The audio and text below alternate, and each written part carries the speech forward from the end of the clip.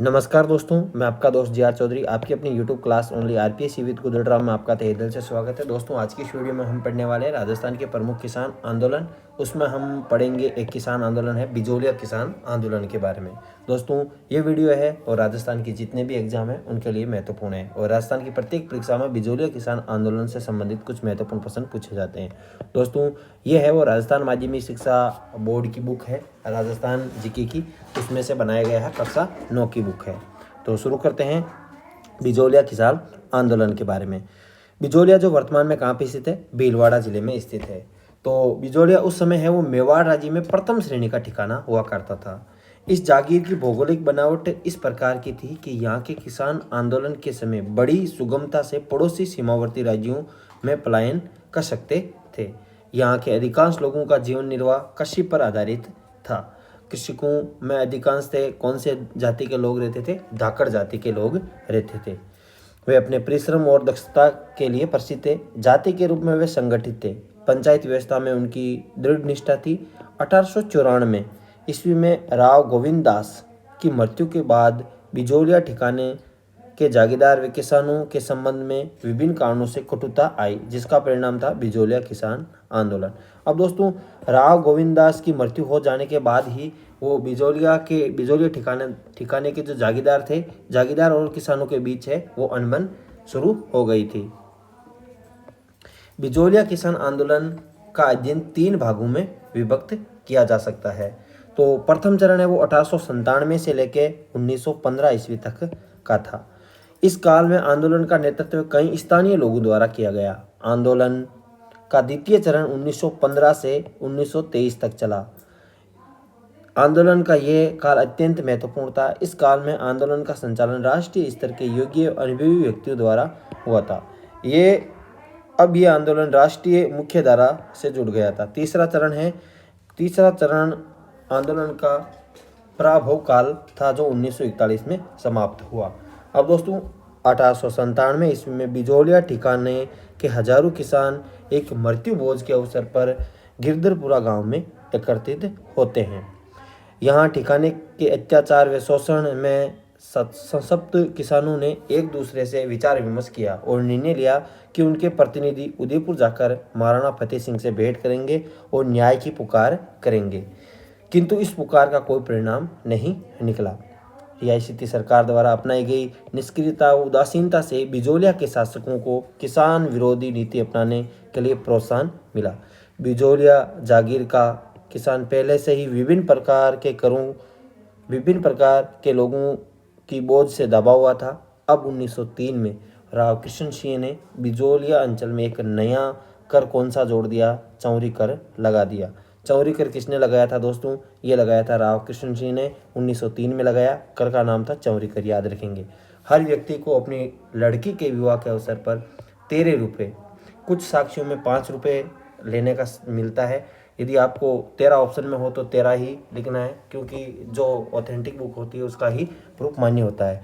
ठिकाने में जमा करवाना पड़ता था। फिर वर के लिए राव साहब के समक्ष उपस्थित होकर नतमस्तक हो आशीर्वाद प्राप्त करना आवश्यक था। इस अपमानजनक कर के लागू करने पर किसानों में रोष व्याप्त होना स्वाभाविक था। किसानों ने इसका मूक विरोध किया। उन्होंने 2 वर्षों तक अपनी कन्याओं का विवाह ही नहीं किया। इसके बाद राव ने कुछ नाम मात्र रियासतें दी, किंतु संतुष्ट होने के बजाय किसानों को अपनी शक्ति का एहसास अवश्य हुआ। 1906 में राव कृष्ण सिंह का निसंतान देहांत हो गया। उसके स्थान पर उसका निकट का संबंधी पृथ्वी सिंह बिजोलिया का स्वामी बना। उसने मेवाड़ राज्य द्वारा नए जागीरदार से तलवार बंधाई के रूप में ली गई रकम का भार जनता पर डाल दिया। किसानों ने इसका विरोध किया तो स्थानीय शासकों ने किसान आंदोलन से जुड़े व्यक्तियों के विरुद्ध सख्ती का रुख अपनाया, दमनकारी नीतियों का अनुसरण किया। किसान नेता साधु सीताराम दास को ठिकाने के पुस्तकालय से सेवा मुक्त कर दिया गया। अन्य किसान नेताओं को जेल में डाल दिया गया। किसके द्वारा डाला गया? पृथ्वी सिंह द्वारा। और कौन सा कर लगाया? तलवार बंधाई कर। 1914 में राव पृथ्वी सिंह का देहांत हो जाता है। उसका पुत्र केसरी सिंह अल्पवयस्क था, इसलिए जागीरी प्रशासन कोर्ट ऑफ वार्ड्स यानी महाराणा के नियंत्रण में चला गया, किंतु किसानों को फिर भी कोई खास फायदा नहीं हुआ। उनके हालात जस के तस थे। इन हालात में इस प्रकार इस आंदोलन का प्रथम चरण पूर्ण हो गया। इस आंदोलन का दूसरा चरण प्रारंभ होता है 1916 में। विजय सिंह पथिक, जिसका वास्तविक नाम था दोस्तों भूप सिंह, इसका भी क्वेश्चन बहुत सी परीक्षाओं में पूछा जा चुका है कि विजय सिंह पथिक का वास्तविक नाम क्या था, भूप सिंह। इस आंदोलन से जुड़ते हैं 1916 में। विजय सिंह पथिक में कार्य करने की अपूर्व क्षमता थी। सर्वप्रथम उन्होंने किसानों को सुनियोजित रूप से संगठित किया तथा आंदोलन को व्यवस्थित स्वरूप प्रदान किया। उन्होंने बिजोलिया में विद्या प्रचारिणी सभा का गठन किया। तो दोस्तों पूछा जा सकता है कि विद्या प्रचारिणी सभा का गठन कहाँ किया गया और किसके द्वारा? बिजोलिया में है वो विजय सिंह पथिक द्वारा, जिसके तत्वाधान में एक पुस्तकालय, एक पाठशाला और एक अखाड़ा चालू किया गया। ये राजनीतिक गतिविधियों के केंद्र बन गए। माणिक्यलाल वर्मा, जो इस समय बिजोलिया ठिकाने में एक कर्मचारी के पद पर कार्यरत है, पथिक जी के संपर्क में आ गए। उन्होंने पथिक से प्रभावित होकर ठिकाने की नौकरी से अवकाश ले लिया। उन्होंने पथिक जी से आजीवन देश सेवा की दीक्षा ली। पथिक जी के साथ किसानों को संगठित करने के कार्य में जुट गए। इस कार्य में साधु सीताराम दास का भी पथिक को बड़ा सहयोग रहा। विजय सिंह पथिक ऊपरमाल क्षेत्र में अत्यधिक लोकप्रिय हो गए थे। वहाँ के निवासी उन्हें महात्मा जी कहकर पुकारते थे। उनके आदेशों का पालन करने के लिए वे सदैव तैयार रहते थे। ऊपरमाल के जो भी लोग थे, पथिक किसानों की दुर्दशा से परिचित हो चुके थे।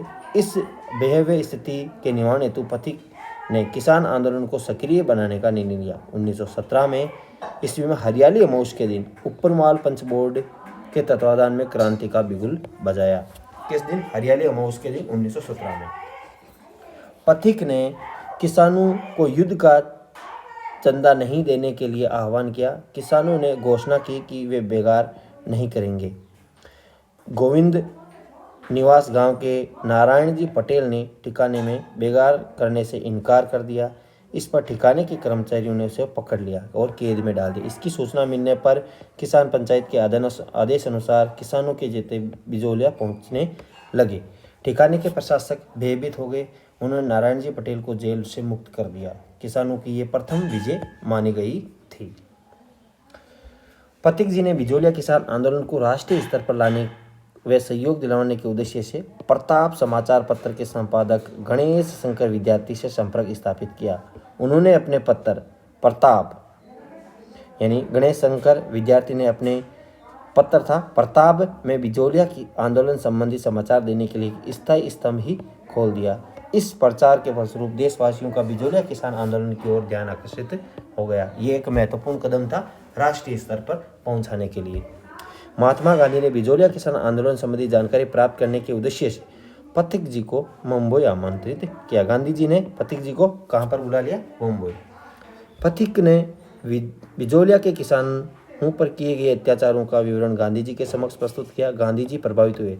गांधी जी ने अपने निजी सचिव महादेव भाई को ऊपरमाल के किसानों की स्थिति की जांच करने हेतु बिजोलिया भेजा था। अब दोस्तों क्वेश्चन पूछा जा सकता है कि बिजोलिया किसान आंदोलन में ऊपरमाल के किसानों की स्थिति जांचने के लिए गांधी जी ने किसको भेजा था? तो निजी सचिव महादेव भाई को।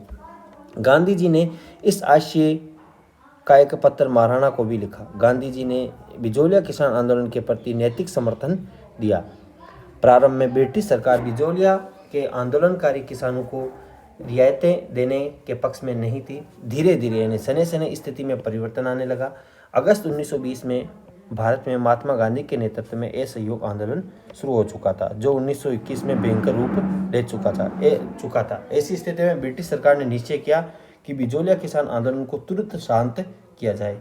इस उद्देश्य से ब्रिटिश सरकार ने एक उच्च स्तरीय समिति का गठन किया, जो agent to governor general AGG Robert Holland और उसके सचिव आगलवी और मेवाड़ के ब्रिटिश रेजिडेंट विल्किंसन और मेवाड़ राज्य के दीवान प्रभाष चंद्र चटर्जी और राज्य के शाहिर हकीम बिहारी लाल को रखा गया। इस उच्च स्तरीय समिति में लंबे विचार विमर्श के बाद 11 फरवरी 1922 को ठिकाने व किसान पंचायत के बीच एक समझौता संपन्न हुआ। एजीजी हॉलैंड ने किसानों के पक्ष के औचित्य को स्वीकारा था। समझौते के अनुसार किसानों को उनके रियायतें दी गई थी। लगभग 35 लागें हैं वो क्या कर दी गई, समाप्त कर दी गई। इस प्रकार 1922 में असहयोग, इस प्रकार 1922 में आंदोलन क्या हो गया, समाप्त हो गया। दोस्तों क्या आप नाम जरूर याद रखें। जो उच्च स्तरीय रॉबर्ट हॉलैंड, उसके सचिव आगलवी, मेवाड़ के ब्रिटिश रेजिडेंट विल्किंसन और मेवाड़ राज्य के दीवान प्रभाष चंद्र चटर्जी और राज्य के शायर हकीम बिहारी लाल को एक उच्च स्तरीय समिति में रखा गया था। 35 लागें समाप्त हुई थी। 1922 में आंदोलन क्या हुआ था, वापस समाप्त हो गया। असहयोग आंदोलन के समाप्त होते ही एजेंट गवर्नर जनरल किसानों के साथ हुए समझौते के प्रति उदासीन हो गए थे। यानी जो 35 लाख समाप्त हुई थी उसके प्रति है वो हॉलैंड है वो क्या हो गए थे, उदासीन हो गए थे। बिजोलिया के जागीरदारों ने समझौते का उल्लंघन करते हुए किसानों को पुनः नई लागें लगा दी, लगान की मांग भी बढ़ा दी। 1923 और 26 के समय किसानों में बड़ी तकलीफ से गुजारा हुआ था। मार्च 1927 में किसान पंचायत हुई जिसमें रामनारायण चौधरी, माणिकलाल वर्मा भी उपस्थित हुए। पथिक ने किसानों को बरानी भूमि छोड़ने तथा अहिंसात्मक साधनों से आंदोलन को जारी रखने का सुझाव दिया, किंतु ये प्रयोग क्या रहा, असफल रहा। 20 जुलाई 1931 को सेठ जमनालाल बजाज ने उदयपुर में महाराणा व सर सुखदेव प्रसाद से व्यापक विचार विमर्श किया, जिसके फलस्वरूप समझौता हुआ।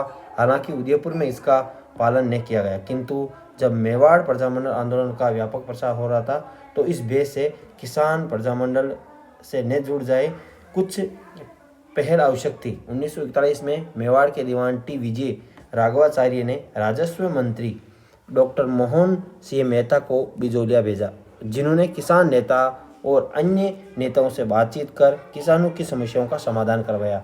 किसानों को उनकी जमीन वापस दे दी। इस प्रकार आंदोलन क्या हुआ, समाप्त हुआ।